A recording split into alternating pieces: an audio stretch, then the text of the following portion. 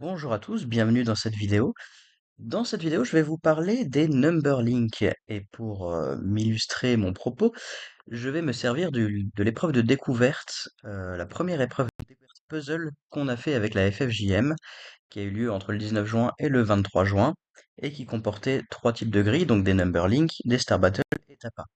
Donc je vais corriger les trois number links et du coup je vais en profiter pour vous donner quelques astuces de résolution sur ce genre bien particulier. Alors, si vous connaissez pas le numberlink, donc on a ces trois exemples ici, de taille variable et de difficulté variable aussi forcément. Je vais utiliser le premier pour illustrer mon propos. Alors, la correction se fait via Pempa, donc c'est le logiciel en ligne, et je vais utiliser le mode composite et le mode loop line or X qui me permet de tracer des boucles et de faire un clic droit sur des coins pour dire je ne peux pas passer à cet endroit. On verra si ça nous sert ou pas.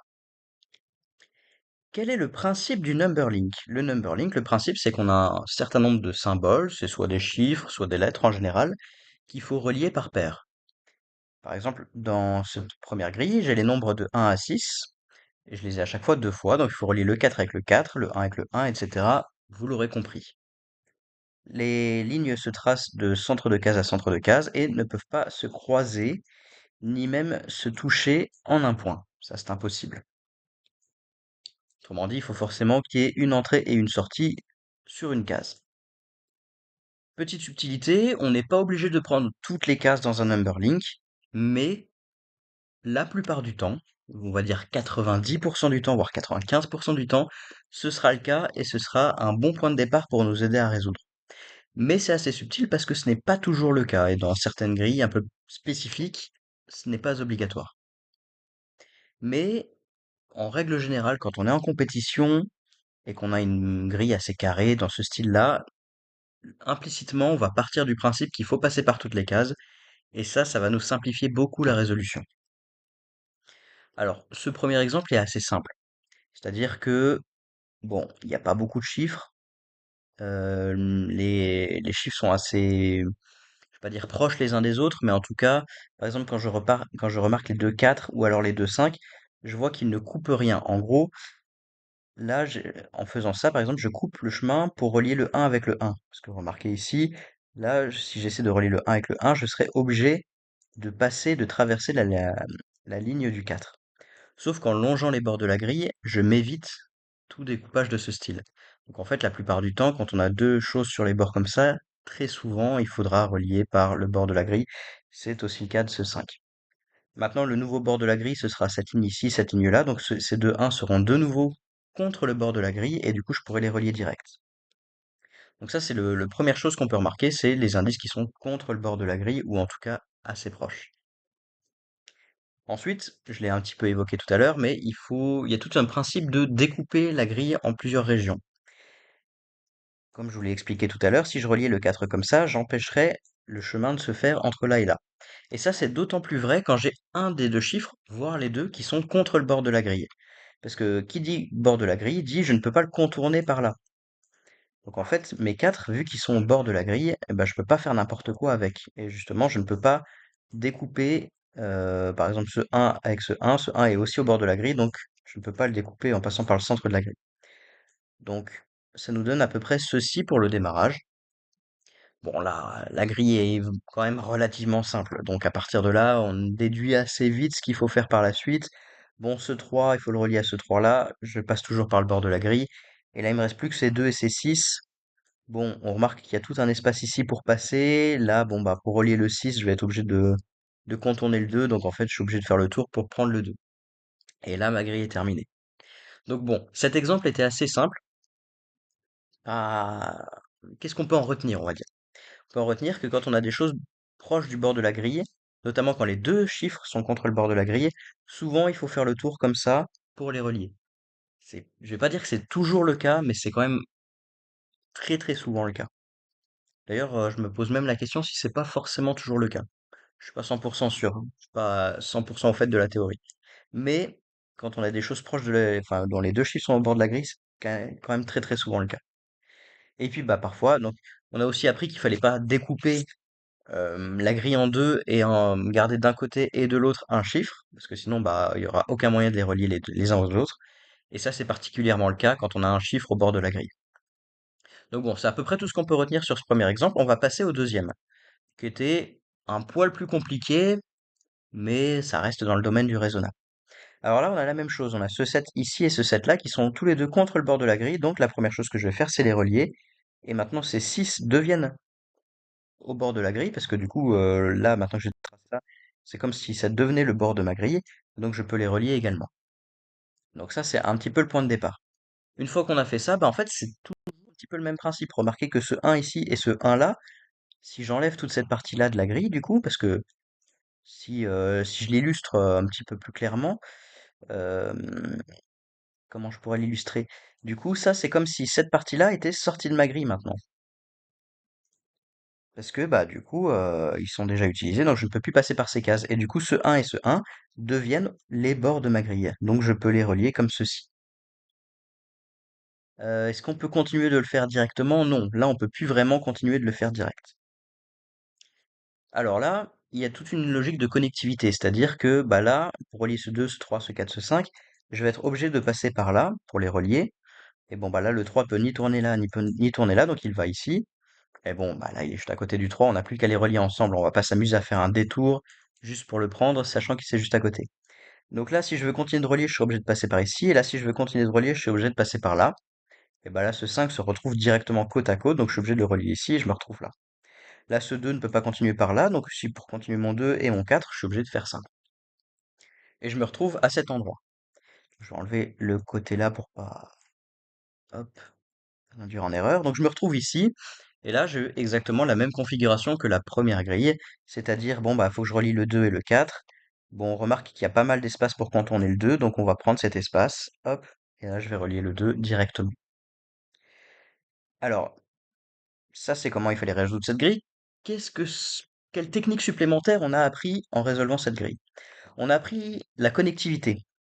Remarquez, quand j'ai un seul endroit où je peux aller, bah forcément, je suis obligé de prolonger mes débuts de traits. Je suis pas obligé de faire mes traits directement, hein. Je suis pas obligé de me dire, ok, ce 1 et ce 1, je peux les relier, je le trace direct. Ce 2 et ce 2, je suis obligé de les relier, je les trace direct. On peut commencer à tracer les traits. C'est d'ailleurs souvent ce qu'il faut faire. Commencer à tracer des traits et ensuite se dire, ah, ok, là j'ai un très bon début, je peux le prolonger. Là, ce début me bloque pour l'autre chiffre, donc je suis obligé de le passer de cette façon. Et là, en commençant tous mes traits, bah, c'est ce qui m'a permis de faire mon 3, mon 5, et ensuite, à partir de cette étape, me dire, bon, bah là, pour relier le 2 et le 4, je suis obligé de faire le tour comme ça. Ça, c'est la première chose qu'on a appris. La deuxième chose qu'on a appris, c'est que, comme je vous le disais au début, la plupart du temps, on aime bien prendre toutes les cases. Et là, quand on a un très bel espace pour contourner un chiffre, et ben, quand même, la plupart du temps, c'est qu'il faut le prendre. Et du coup, on essaie de repérer ces espèces de patterns, ces espèces d'endroits vides sur lesquels on pourrait très bien contourner. Et là, c'est exactement ce qui se passe ici. Là, par exemple, à partir de ce moment-là, je me dis, oula, je peux parfaitement contourner, hop, je vais faire ça, et après je me dis, bon bah, si je veux tout relier, là je continue, je continue, je continue, je continue, je continue, ah bah là les deux, je les relie ensemble, et là j'ai plus qu'à relier les quatre. Ça, je vais d'autant plus m'en servir dans la grille d'après, mais souvenez-vous-en, c'est une très bonne technique qui peut vous donner des idées pour se dire, ah zut, je sais pas trop comment faire, ah, et bah là, je dois continuer de cette façon. Parce que oui, en principe, en compétition, souvent, on n'a pas les bords de la grille qui se rejoignent direct. On n'a pas forcément des chiffres au bord de la grille. D'ailleurs, souvent, les auteurs, quand ils veulent faire des compétitions un peu plus difficiles, des grilles un peu plus difficiles, ils évitent de mettre justement des chiffres sur les bords, parce que ça fait directement des découpages. Si je mets deux chiffres sur les bords, bah, je sais que je vais être obligé de faire le tour, ou en tout cas d'éviter au maximum les découpages. Donc, on se retrouve avec des chiffres plutôt au centre de la grille, pas proche des bords, et avec rien de donné directement.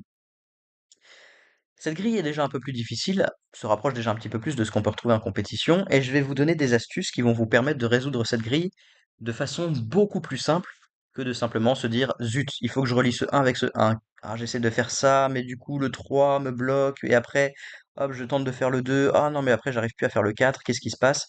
Ça, c'est souvent ce qu'on se retrouve à faire dans des compétitions quand on sait pas trop comment démarrer ce genre de grille. On se dit, bon, bah, le 5 va être comme ça, le 2, ah zut, si je trace le 2, je peux plus passer le 4 et tout. Ça marche pas. Alors comment on fait?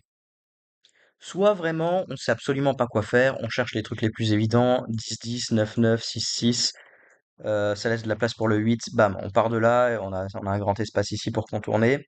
C'est très certainement ce qui va se passer, hein. soit certainement ce qu'on peut essayer de rechercher en numéro un. Mais on peut aussi se rappeler du principe que je voulais expliquer au début, c'est que la plupart du temps, il faut passer par toutes les cases ou presque. Et ça, je l'ai mentionné, mais je l'ai dit comme ça, sans trop l'expliquer, sans trop le justifier. Pourquoi? Eh bien, il faut se souvenir d'un autre principe très important dans les puzzles, c'est que il y a toujours unicité de la solution.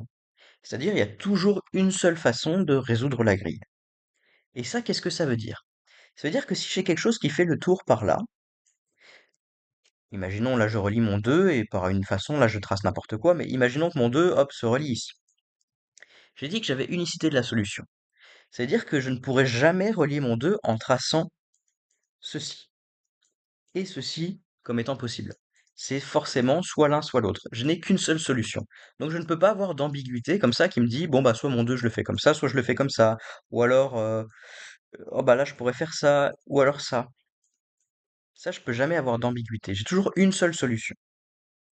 Et du coup, quand on a des grands espaces, par exemple sur les bords, ou alors certaines configurations de chiffres proches du bord, eh ben, on va être obligé de les prendre par le coin comme ceci. Comme ceci. Sauf que là, tracer juste ce petit bout là ne sert à rien, mais en fait, je ne peux pas faire ça, comme je l'avais expliqué tout à l'heure. Puis ça servira à rien de faire ça parce que, bah, du coup, je pourrais très simplement faire ceci au lieu de faire toute une boucle. Donc en fait, je peux tracer ce coin, mais je peux en fait le prolonger comme ça. Et là, je peux le prolonger partout, par une question d'unicité. Alors c'est pas forcément très facile à comprendre, hein, mais c'est vraiment ce principe d'unicité qui va me permettre de faire ceci. Et là, vu que je n'ai aucun chiffre dans cette case, parce qu'en fait, la plupart du temps, quand on a un chiffre dans une case de la diagonale, c'est pour forcer de le contourner par un autre chiffre, mais là, j'en ai même pas. Donc en fait, là, je me retrouve avec un autre coin que je peux tracer comme ceci, et donc avoir cette configuration. Là, je ne peux pas les relier, hein, parce que sinon, j'aurais plusieurs solutions possibles, donc je peux les continuer comme ceci, là, les continuer par là, et me retrouver avec quelque chose qui ressemble à ça. Et là, j'ai déjà beaucoup de traits de placés, énormément même d'ailleurs. Parce que là, du coup, ce 5, je vais forcément devoir le continuer par là. Là, le 8, je vais devoir le sortir. Là, le 3, je le sors. Le 10, je le sors. Je me retrouve ici. Là, j'ai déjà beaucoup de traits de placés. Pas grand-chose. Enfin, au final, aucun raisonnement, à vrai dire. Là, j'ai simplement dit, ah bah j'avais mes coins de libre, unicité de la solution, je dois forcément les prendre, parce que sinon la grille n'aurait pas été unique. Donc, je me retrouve avec tous ces traits de placés avec rien de fait. Et là, on peut commencer à se dire, bon, qu'est-ce que je remarque? Qu'est-ce que je trouve? Première chose qu'on peut se dire, c'est que, bon, ce 2, soit je le sors, soit je le ferai faire le grand tour. Donc ça, c'est le cas pour toutes les possibilités. Là, le 4, soit je le passe par là, soit je le fais faire le grand tour. Bon, pourquoi pas. Là, je me dis, bon, les 9, là, ils sont quand même proches d'être reliés.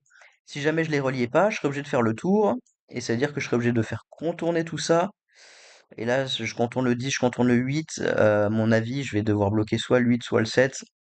À mon avis, ça va pas passer si je fais ça. Donc là, je vais avoir tendance à relier les 9 ensemble. Là, du coup, c'est comme si ça se transformait en bord de ma grille pour relier le 10 ensemble, pour relier les 8 ensemble. Ça, je peux le faire direct. Là, du coup, mes 7 se transforment en bord de grille, hein, parce que c'est comme si toute cette partie-là était devenue le bord de ma grille. Donc, je peux le relier ici. Voilà. Alors là, j'ai les 6 et le 6 sont plus ou moins reliés à mes bords de grille. Si jamais je les relie pas ensemble, bah là, je vais me retrouver avec trop de traits qui vont faire le tour ici pour avoir quelque chose de concret. Donc je vais relier mon 6 comme ceci. Ça, je le relie ici. Du coup, mon 1, je peux le relier. Et ça, je le fais passer par là. Là, je fais sortir mon 4, mon 3 et mon 5. Bon, là, on a déjà quasiment fini. Comment on peut réfléchir à ça? Ce 3, je n'aurais aucun intérêt de le relier à ce petit bout de trait ici, parce que bah, j'aurais pu le faire directement en passant par là. Mais souvenez-vous, unicité de la solution. Donc si je peux pas le faire relier au morceau de trait qui est là-haut, bon, en fait le seul intérêt que j'ai pour relier à l'autre 3, et d'ailleurs il est quasiment déjà relié, c'est de passer directement ici. Du coup ce 5 je peux le relier directement ici, ce 2 je vais le relier à ce début de trait, ce 4 à ce début de trait, et là j'ai plus qu'à compléter en traçant directement vers le bas comme ceci. Et là j'ai bien relié mon 4 avec mon 4 et mon 2 avec mon 2, en faisant tout le tour pour relier le 2. Et donc c'était plus ou moins comme ça. Alors là moi je me suis servi du raisonnement d'unicité. C'est peut-être pas forcément le plus propre, mais en tout cas, c'est le plus utile, le plus pratique, celui qui vous servira le plus quand vous résolverez des grilles de plus haut niveau sur des number links. Et c'est souvent celui auquel on ne pense pas utiliser. Souvent on se dit, bon, je vais essayer de voir qu'est-ce qui sait par quoi. Alors c'est très bien de faire ça, mais quand on a des raisonnements d'unicité, d'abord les faire et ensuite se dire, ok, j'ai tous ces débuts de traits, qu'est-ce que j'en fais? Et alors là, c'était cette configuration-là, je l'ai utilisée comme celle-ci, mais on pouvait déjà le faire un petit peu sur la configuration numéro 2 de la grille numéro 2. Alors elle va pas charger, si elle charge, hop. Sur la grille numéro 2, j'aurais pu déjà utiliser l'unicité, alors ça m'a servi à rien, hein, mais dès le début avec mon 1. Je sais que je dois passer par toutes mes cases, parce que j'ai dit tout à l'heure. Donc mon 1, je sais que j'aurais directement pu le commencer comme ça, et mon 2 directement comme ceci. Hop, directement ici, et prolonger comme ça, directement dès le début de ma grille, rien que par l'unicité de ce coin là-bas. Et ça m'aurait directement permis de faire ça, et de me retrouver à peu près dans une configuration comme ça, qui m'aurait assez vite permis de terminer la grille. D'ailleurs, je crois que quand moi je l'ai résolu la première fois, souvent le regard balaye de gauche à droite, de haut en bas. Bah, du coup, j'ai directement vu le coin et j'ai directement commencé par ceci avant de faire les trucs les plus basiques qui étaient de relier les deux 7 ensemble, puis les deux 6 ensemble. Et du coup, bah, c'est toutes ces techniques qu'il faudra utiliser pour résoudre les number league. Voilà, c'est à peu près tout ce que j'ai à vous dire pour cette première vidéo tutoriel résolution. J'espère que vous avez appris des choses, que vous soyez débutant ou plus confirmé, hein, parce que souvent l'unicité, c'est quelque chose qu'on pense pas utiliser même quand on a un petit peu l'habitude. Donc, n'hésitez pas pour la prochaine résolution de vos numberlings d'utiliser toutes ces techniques. Et puis moi, du coup, je vous dis à la prochaine pour une future vidéo.